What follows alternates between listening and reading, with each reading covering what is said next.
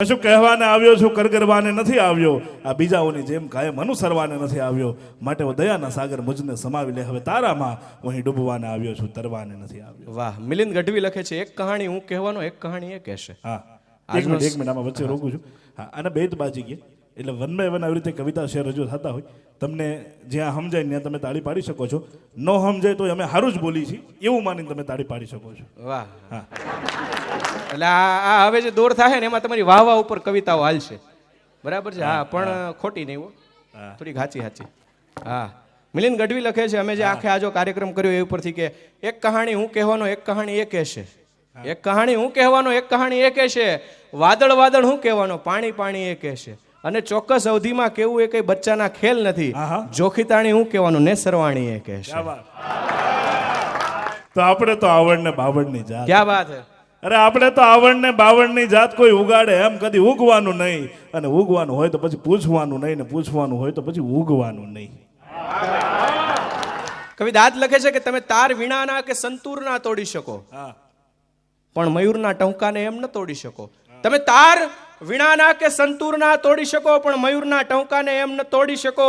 ડરાવી ધમકાવીને ઇન્સાનના બે હાથ જોડાવી શકો, પણ હાવજના પંજાને તમે એમ ન જોડી શકો. અરે શિખરો કઈ સર કરો ત્યાં ઊંચા કીર્તિ સ્તંભ ખોડી શકો. શિખરો કઈ સર કરો ત્યાં ઊંચા કીર્તિ સ્તંભ ખોડી શકો, પણ ગામ પાદરી એકે પાળ્યો તમે એમ ન ખોડી શકો. ગામ પાદરી એકે પાળ્યો તમે એમ ન ખોડી શકો. તો ઢેફું સમજીને તમે ફેંકી દો ધૂળમાં. ક્યાં વાત. કે ઢેફું સમજીને તમે ફેંકી દો ધૂળમાં, કે હોનાના ત્રાજવેથી તોલો, અમને શું ફેર પડે બોલો. કે આપણે ક્યાં આવ્યા હતા કોઈની આંગળીઓ ઝાલીને, કે આપણે ક્યાં આવ્યા હતા કોઈની આંગળીઓ ઝાલીને, કે ભૂલા પડવાથી એમ ડરીએ. અરે આપણે તો માર્ગને રસ્તાને મોજ પડે એમ આપણામાં જીવીએ, અને આવતા જોઈને કોઈ ભોગડ ભીડે તો કોઈ વળી કે બારીયું તો ખોલો, તો અમને શું ફેર પડે બોલો. કોઈ અજ્ઞાત લખે છે, કાઠિયાવાડની ધરતીની મેં વાત કરી એમ કે નરસૈયોને દત્ત બિરાજે જ્યાં ગિરનારી જાળી છે. સાંભળજો, આ ગૌરવ લેવા જેવી આ એક કવિતા છે કે નરસૈયોને દત્ત બિરાજે જ્યાં ગિરનારી જાળી છે, અને ડુંગરા ખૂંદે ડાલા મથા એની ડણકું કાઠિયાવાડી છે. પરબ સતાદાર વીરપુર પાળિયાદને વળી બગદાણે, પરબ સતાદાર વીરપુર પાળિયાદને બગદાણે, હરિહર નો જ્યાં સાદ પડે ને એ રોટલો કાઠિયાવાડી છે. નરસૈયોને દત્ત બિરાજે જ્યાં ગિરનારી જાળી છે, ડુંગરા ખૂંદે ડાલા મથા એની ડણકું કાઠિયાવાડી છે. અમારા સુરતના કવિ લખે કે પુરાવો કોઈ નક્કર નથી મળતો. ક્યાં વાત હે. પુરાવો કોઈ નક્કર નથી મળતો, મળે છે નાગ પણ શંકર નથી મળતો. નકામો ના સોરશો માણસને તમે બહાર, બહાર દેખાય છે હોય ભીતર નથી મળતો. ને મને કાયમ ભરોસો છે મારા ઈશ્વર પર કે દરેક મંદિરમાં કાંઈ પથ્થર નથી મળતો. ક્યાં વાત હે. વાહ વાહ વાહ વાહ. અમારા ખલીલ ધનતેજવીજી લખે છે કે તમે મન મૂકીને વરસો, આ ઝાપટા આપણને નહીં ફાવે. તમે મન મૂકીને વરસો, આ ઝાપટા આપણને નહીં ફાવે. અમે હેલીના માણસ, આ માવઠા આપણને નહીં ફાવે. અને કહો તો માછલીની આંખમાં ડૂબકી દયાવું, પણ આ છીછરા ખાબોચિયા આપણને નહીં ફાવે. અને તને ચાહું ને વળી તારા ચાહનારાઓને ચાહું. કાલાવડ રોડ ઉપર તમે વયા જાઓ, તને ચાહું ને વળી તારા ચાહનારાઓને ચાહું, આ દિલ આપી દે પાછું, આ બધું આપણને નહીં ફાવે. અને ગાંધીગીરીના નામે તમાચો તો હુંય ખાઈ લઉં, પણ પત્નીને બા સંબોધવું આપણને નહીં ફાવે. તો સવાલો આપણે કરીએ, સવાલો આપણે કરીએ, જવાબો મેળવી લઈએ. સવાલો આપણે કરીએ, જવાબો મેળવી લઈએ. તમારી ડાયરી મારી કિતાબો મેળવી લઈએ. ને તમારા સ્મિત સામે મેં રોકડા આંસુ ચૂકવા છે, છતાં જો હોય શંકા હિસાબો મેળવી લઈએ. આગળ ખલીલ લખે છે એની કવિતાની અંદર, આજનો કાર્યક્રમ છે જિંદગી નામે જલસો. ભલામાં હોય છે માણસ, બુરામાં હોય છે માણસ. સાંભળજો, માણસની હું પ્રકૃતિ છે એ કહું છું. ભલામાં હોય છે માણસ અને બુરામાં હોય છે માણસ. આપથી ધરાની વચ્ચે બધામાં હોય છે માણસ. અને દુનિયાના પ્રાણીઓમાં માનવી સૌથી દુઃખી પ્રાણી. દુનિયાના પ્રાણીઓમાં માનવી એ સૌથી દુઃખી પ્રાણી. છતાં જલસા કરે છે ને રોજ મજામાં હોય છે માણસ. છતાં જલસા કરે છે ને જો ઝંખના મરી જશે, ક્યાં વાત હે, તો વાર્તા પતી જશે. જો ઝંખના મરી જશે, વાર્તા પતી જશે. જીવ જળ હળી જશે, વાર્તા પતી જશે. અને તું હા કે ના કહે ત્યાં સુધી જ છે મજા મજા. તું હા કે ના કહે ત્યાં સુધી જ છે મજા મજા. જવાબ જો મળી જશે, વાર્તા પતી જશે. એક પ્રકૃતિની વિરોધની કવિતા તમને સંભળાવું છું સાહેબ. તમે સાંભળો એટલે તમને એમ થાય કે આ કદાચ આવું ન બની શકે. જહાજે ડુબાડી દીધાના દાખલા છે ને તણખલાએ તારી દીધાના દાખલા છે. જહાજ ડૂબાડે સાહેબ, ટાઇટેનિક હતું એવડું મોટું, એની ઉપર ગેરંટીડ સિક્કો હતો કે આ કોઈ દી ડૂબે ને ઈ ડૂબ્યું, અને તણખલું ક્યારેક તારે. જહાજે ડૂબાડી દીધાના દાખલા છે ને તણખલાએ તારી દીધાના દાખલા છે. ઓકાત ક્યાં હતી એની રાજા સામે કાંઈ સાહેબ, છતાંય ઉંદરે ઝાડ કોતરીને સિંહ છોડાવવાના દાખલા છે. એક પંખીના ગળે ચીરો પડે, આહાહા. એક પંખીના ગળે ચીરો પડે, લોહીની સાથે ટહુકો પડે. એક પંખીના ગળે ચીરો પડે, લોહીની સાથે ટહુકો પડે, ને જિંદગીના સ્ટેજ પર એવું પણ બને કે રોલ હોય બાકી ને પડદો પડે. એક હિન્દીમાં મનોજ મુંતશીર લખે છે, સરદાર વલ્લભભાઈ પટેલને યાદ કર્યા, શહીદોને યાદ કર્યા, સૈનિકોને યાદ કરીએ कि मुझे शिकायत है हिंदुस्तान के हर सिपाही से वे वादा निभाना नहीं जानते. मुझे शिकायत है हिंदुस्तान के हर सिपाही से वे वादा निभाना नहीं जानते. माँ से कहते हैं वापिस आऊंगा तुझे कश्मीर ले जाऊंगा. माँ से कहते हैं वापिस आऊंगा तुझे तीर्थ यात्रा पर ले जाऊंगा. बच्चों से कहते हैं ये कहानी यहीं तक, बाकी लौट के आके सुनाऊंगा.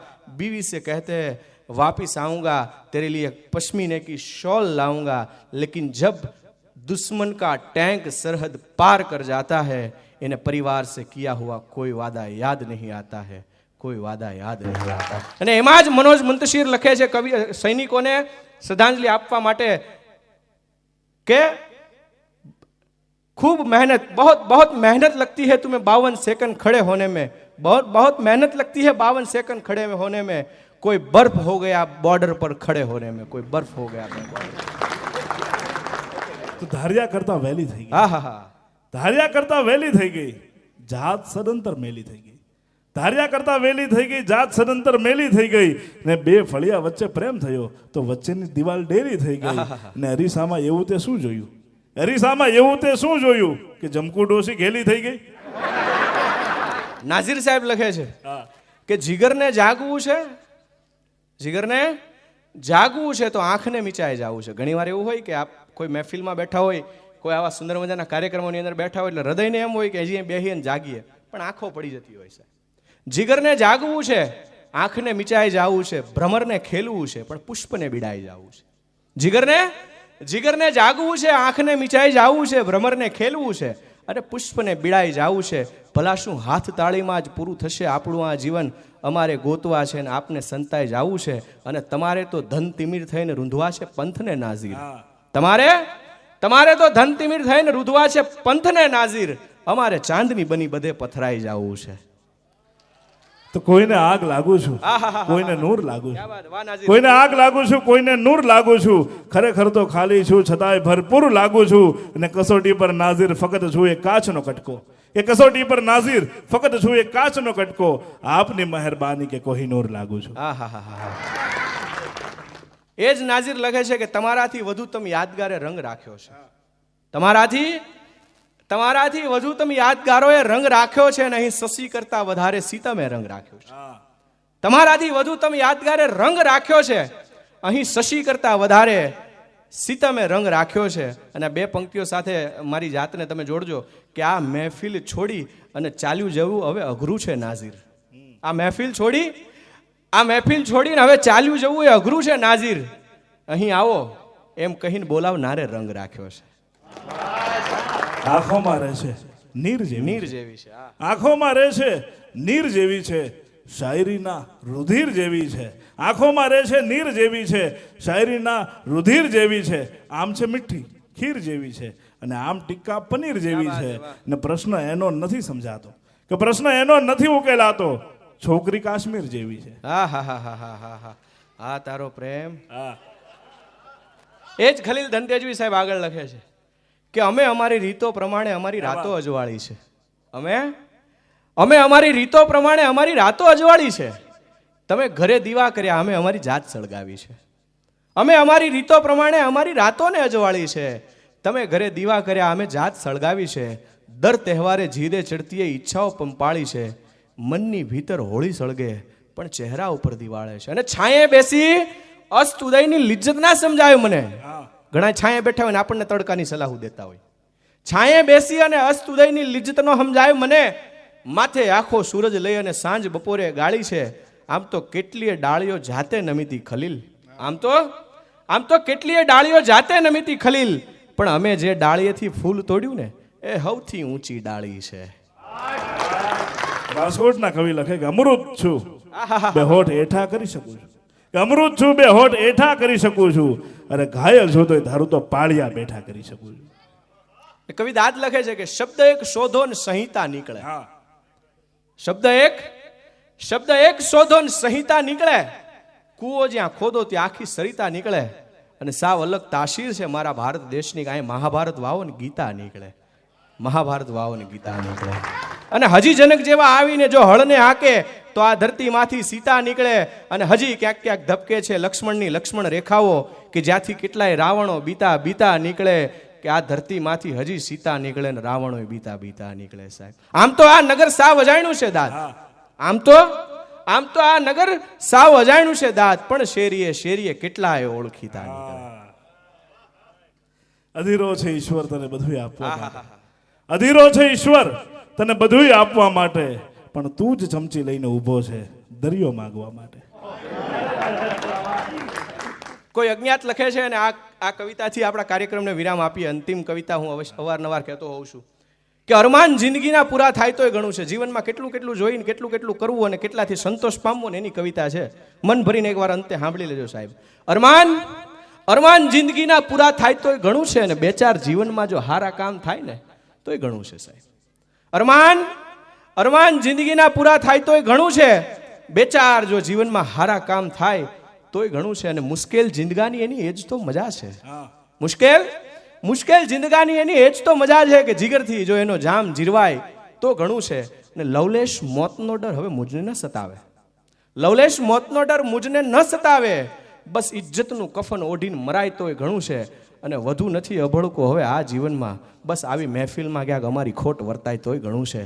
આવી મહેફિલમાં ક્યાંક અમારી ખોટ વર્તાય તોય ઘણું છે. તો જીવન સપનો છે એ જ જૂના, જીવન સપનો છે એ જ જૂના, બસ એની નવેસરથી મરમ્મત કરી છે અને સિકલ બદલી નાખી છે ખંડરની. તમે પણ કહેશો કે વાહ શું કરામત કરી છે. ને યુવાનીના દિવસોને યુવાનીની રાતો, ખુમારીના ગીતોને ખુમારીની વાતો, સદીઓ સુધી બાદશાહી કરી છે, નથી પાછી પાની કરી કદી પ્રણયના પંથે. તમે એને મોહબ્બત કહો તો મોહબ્બત કરી છે, અને બગાવત કહો તો બગાવત કરી છે. સુરેશ દલાલ અંતિમ લખે છે, આ અંતિમ તો હાલે જ જાહે. સુરેશ દલાલ અંતિમ બે પંક્તિઓ સાહેબ ખૂબ સુંદર મજાની લખે છે કે અમે જઈશું અહીંથી અમારો ઉડાડ્યો ગુલાલ રહેશે. અમે જઈશું અહીંથી અમારો ઉડાડ્યો ગુલાલ રહેશે. અહીંયા હું કરી ગયા એ ખબર નથી, જે કરી ગયા એ કમાલ રહેશે, જે કરી ગયા એ કમાલ રહેશે. વંદે માતરમ. ભારત માતા કી જય. સૌને જય સરદાર.